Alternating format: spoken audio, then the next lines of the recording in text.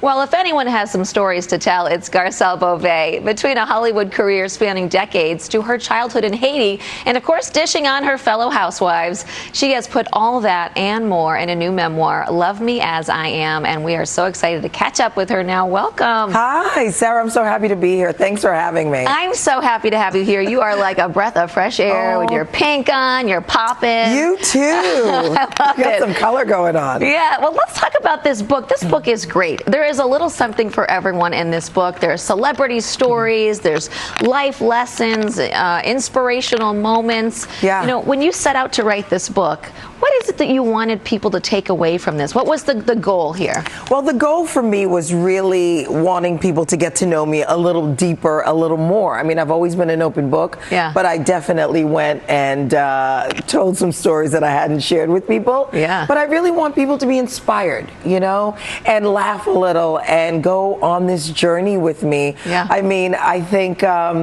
you know, for women especially, like starting, you know, I got divorced my late 40s. Yeah. That's not what I wanted. It's a tough thing to deal with. It is a tough thing to deal with, and having children. But it's really about moving forward and, you know, making lemonade out of the lemons and you know, adding vodka when you need to. When you need to. Listen, we all have had to deal with some things that we didn't expect, and it's nice to have somebody talk about it and say, you know what, that might work for me too. I mean, you don't shy away from talking about anything. Like you mentioned some of the things here, but you talk about your dad, you talk about divorce, you talk about your son's addiction and recovery. Yes.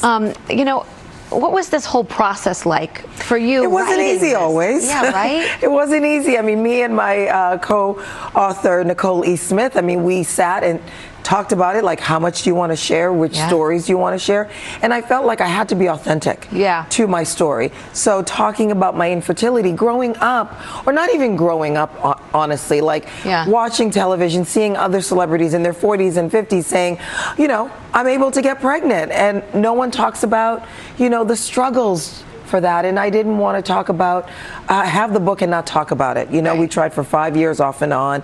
Obviously, my son's addiction, you know, a lot of families go through that. Yeah. And luckily, he's on the other side of it. I know, I'm so happy to hear that. Thank and you. It's a very hard, it's something the whole family has to deal with when that happens in your family. But you also talk about your time here in New York. Yeah. And how you were scouted to be a model on a New York City bus. You hear about those stories, but you think that doesn't really happen to people.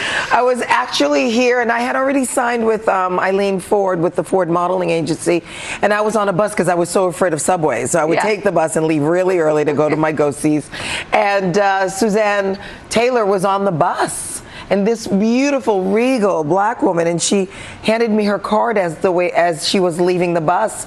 And next thing you know, I was on the cover of Essence magazine for their college issue. I mean, it was awesome. Yeah. I mean, you spend some time in the book talking about, you know, finding your voice in Hollywood while being black. Yes. And so for maybe some people out there who haven't been able to find their voice yet, do you have any advice for them? Oh my God, yes. Shout out whenever you can. Yeah. I think it's really important that we stand up for ourselves, right? And it's interesting because my boys are 14 and they can so easily say, Mom, if you don't want to do that, don't do it. Don't put someone else first. Yeah. And so, but for me, it was a struggle because I was taught to be nice to a fault. Yeah. That I really had to learn I can still be nice, but I can stand up for myself. Yes. And if you don't speak for you, who's going to do it? Which you have to do on The Housewives. You have to stand up for yourself. There's a new season. It looks like there's a lot of drama. How would you summarize the new season?